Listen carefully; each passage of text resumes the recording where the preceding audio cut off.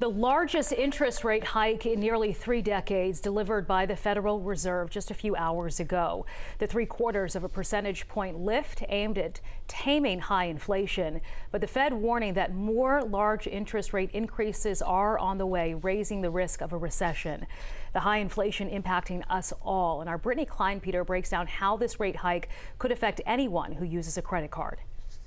From buying groceries to gas, people tell me they're swiping their credit card more than ever just to keep up. Everything's been adding up, so I had to cut down, especially shopping and traveling and other expenses. I've been kind of trying to put them off. I realized I had to prioritize where I'm going, when I'm going, and how often that I'm wanting to engage in other activities that are not necessities. Today, the federal government announced its largest interest hike in 28 years, raising the rate by 3/4 of a percentage point. This comes as the central bank struggles to regain control over soaring consumer prices. I turned to financial expert Andrew Pullis to get a better understanding of how this affects the average person who uses a credit card. Everyone is impacted when we begin to have interest rate hikes. To put this in perspective, if you have a credit card debt of $5,000 with an interest rate right now of 17%, and you're only making the minimum payment, you'll end up paying more than $6,500, including interest. Pullos says the Fed's interest hike will impact every credit card company differently depending on their terms, but if your credit card interest increases by an expected, say, 4%, that same amount will now cost you more than $8,100, including interest to pay off.